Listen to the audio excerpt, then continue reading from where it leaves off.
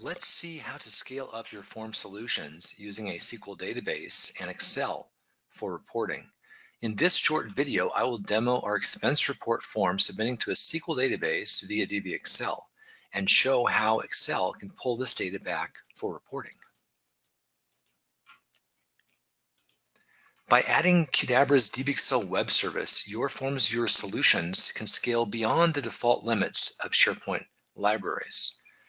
Whether it's 100, 1,000, or 10,000 submits per hour, FormsViewer with DBXL can handle your business processes as your throughput increases and enable real-time dashboards and reporting regardless of how much data your process generates.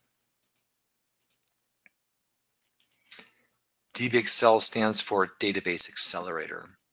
It is a web service that reduces common coding by providing a configurable mapping layer between your XML data and relational SQL database. You can use it for all of your forms. We developed the first version for InfoPath many years ago, and it seamlessly works with FormsViewer today as well. No coding means faster form deployments. You can also use DBXL to query existing databases, generate PDFs, send emails through, and import data from Excel. In addition to saving time up front, when things change, there's less downtime because the mapping layer prevents the system from breaking.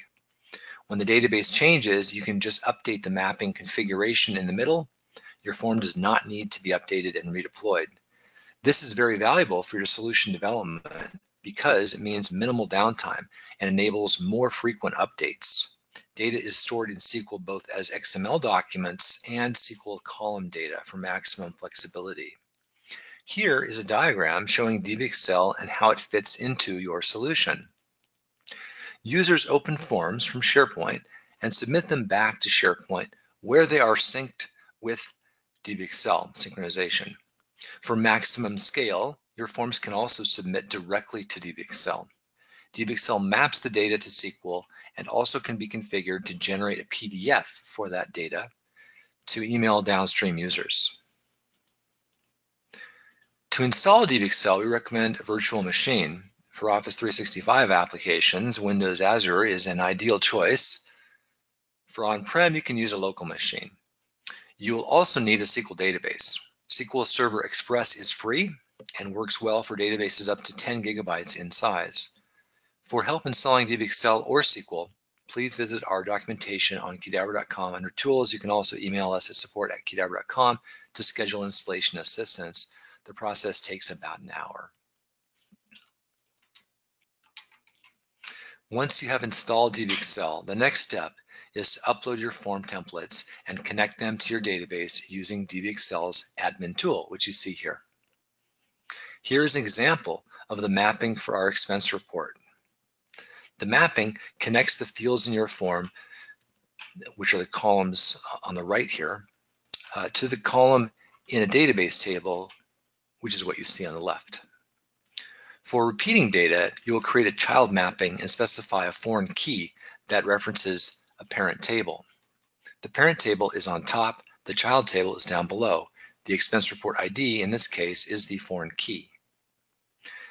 The parent table must also have a primary key, and that's the doc ID that you see checkmarked above.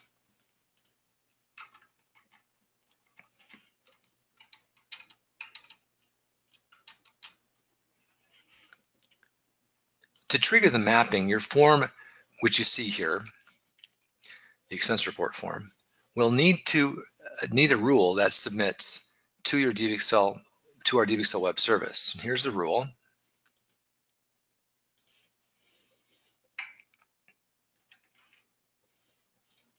Since FormsViewer includes QRules out of the box, we can use QRules submit to DBXL command to simplify the number of actions and capture the results.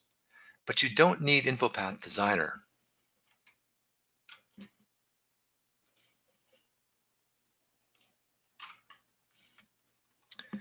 Using FormsViewer's design page, you can add rules to your form via the browser. You do not need InfoPath Designer anymore. Let's see the same thing that we just saw in InfoPath Designer in the FormsViewer Designer. On the template page, after clicking the Design button, we can click the Rule Editor tab. You'll want to select the field or button where you trigger your submit. In this case, we have centralized our rule logic underneath a field in our secondary data source, form logic. And that field is underneath actions, and it's called submit. Now we can select the rule where the command is. Here is the same action that we saw a moment ago in the InfoPath Designer page. You can change this. Now this is a somewhat complex command, so to change this, click on the command builder, and we have a tool that will allow you to quickly build these commands up if you're unsure of how to create them yourself.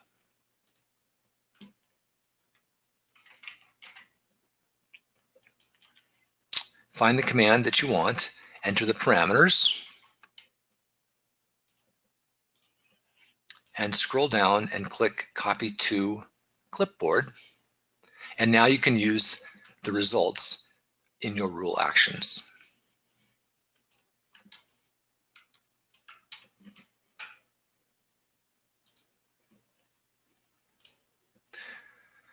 Upon submit, the DBXL Web Service logic will use the mapping defined in the DBXL admin page to extract the field data from the form and populate the rows in the database tables.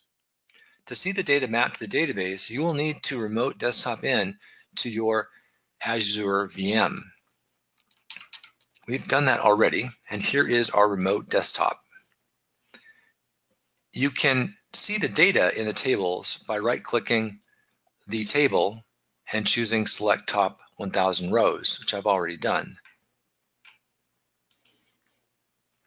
You'll see the expense item on the 28th was for transportation. That's the item detail, and here is the item parent. So we have parent data and we have child data. We can use Excel to query the database and graph the data to gather insights on our business process.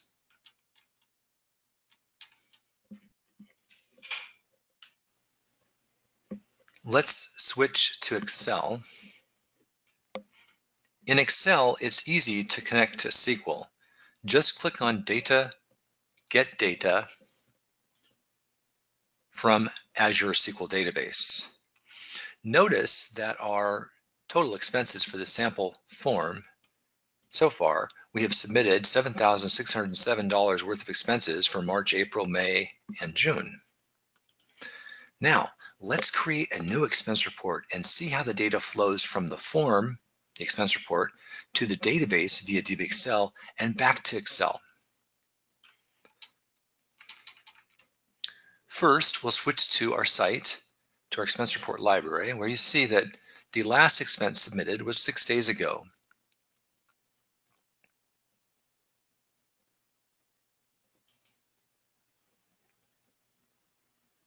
Let's create a new expense report for some coffee that I just ordered. We'll create an expense for our favorite coffee roaster in Portland.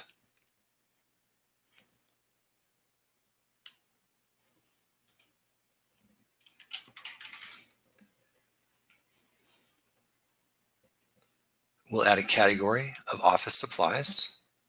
Date is today.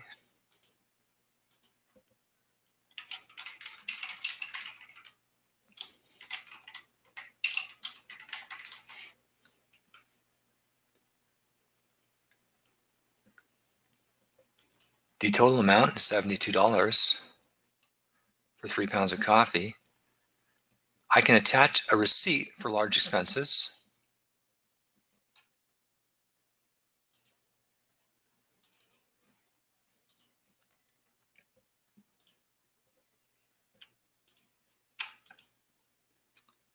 When I click Submit, after processing the attached image, the form will run the rule that we saw earlier to submit the data, the XML document, to DBXL. If the DBXL submit succeeds, the form will also be saved in our form library. It's actually doing some extra processing of the image and then uploading it to our SharePoint site. So this takes a few seconds. For a submit button, it's fine to take a few seconds more because users can just click submit and go do something like drink coffee. Okay, now let's switch back to Excel and see if the data round trips.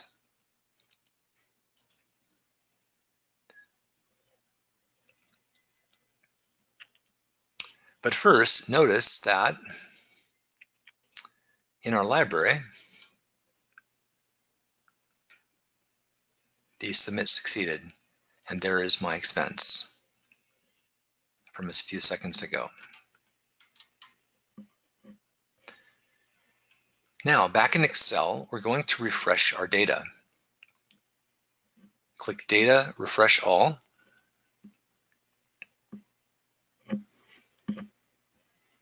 This could take a few seconds. It's pulling the data down from SQL. When it finishes, if the pivot table does not refresh, you can right-click and choose Refresh manually. You can now see that our total amount has changed from $7,607 to $7,679, and we have an expense showing for a new month, that's July, and it's for me, Patrick Halstead. If we switch to the pie chart worksheet and manually refresh here, you'll see that the amount is now the same, and it was hard to see, but the office supplies pie piece is just slightly bigger as well. To see what happened in SQL, we need to switch back to our remote desktop and click Execute.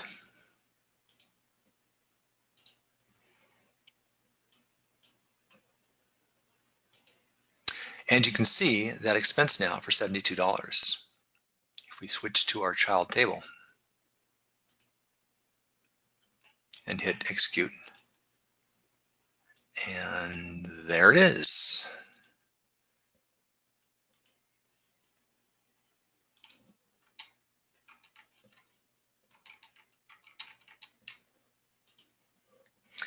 To recap, in this recording, we saw how to scale your form solutions.